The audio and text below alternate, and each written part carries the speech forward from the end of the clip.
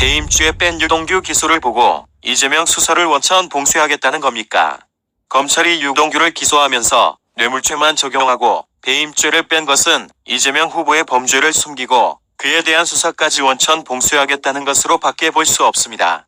결과적으로 검찰이 직권을 남용, 처벌해야 할 범죄를 처벌하지 못하게 함으로써 국가에 해를 끼치는 정치적 배임입니다.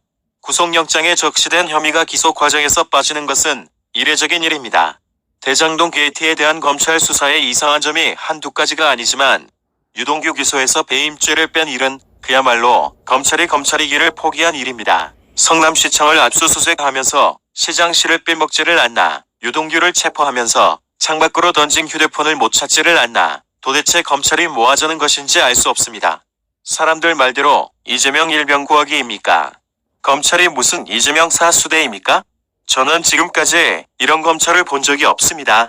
유동규를 기소하며 배임죄를 뺀 것은 이재명 후보가 국정감사장에서 어떻게든 배임 혐의를 빠져나가려고 하루 만에 여러 차례 말을 바꾼 것과 무관하지 않습니다.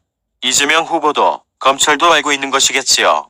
배임죄 혐의를 벗을 수 없다는 것을 지금까지의 검찰 수사는 수사가 아니라 여당 대선 후보 사수대라는 소리를 들어도 할 말이 없을 지경입니다. 백현동 원벽 아파트, 호텔 부지 장기 임대, 위례 신도시 개발 등의 특혜 의혹은 아예 수사조차 하지 않을 작정입니까?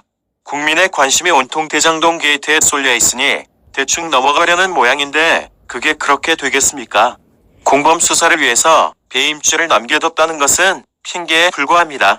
이재명 후보를 비롯한 공범 혐의를 받는 자들에 대한 수사를 하지 않겠다는 뜻으로 보입니다. 그런 의도가 아니고서는 이렇듯 수사의 ABC도 모르는 짓을 할 리가 없습니다. 일각에서는 검찰이 무능해서 그렇다던데 제가 아는 검찰은 그렇게까지 무능한 집단이 아닙니다. 바보처럼 보이면서까지 이재명 후보를 지키겠다는 것이겠지요. 시간이 없습니다. 대선 시계는 즉각 움직이고 있습니다. 이미 말씀드린 것처럼 이렇듯 명백한 범죄 혐의를 받는 여당 후보가 나서는 대선은 국가적 재난, 국민적 불행입니다. 하루라도 빨리 대장동 특감을 해야 합니다. 그렇지 않으면 공범들이 말을 막추고 증거를 인멸해 사건의 진상규명과 범죄자에 대한 단죄가 어려워질 것입니다. 전직 검찰총장으로서 가슴이 아픕니다. 문재인 정권의 거짓 검찰개혁이 이렇게까지 검찰을 망가뜨리는 것을 보고 있자니 마치 제 몸이 부서지는 것 같습니다. 그래도 할 말은 해야겠습니다.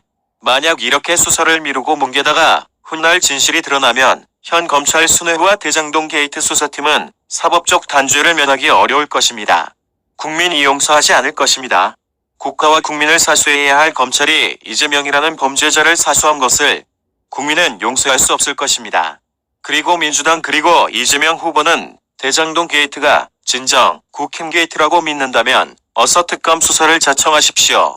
그렇게 배임 혐의를 벗으십시오. 그래야 떳떳하게 대선을 치를 수 있지 않겠습니까?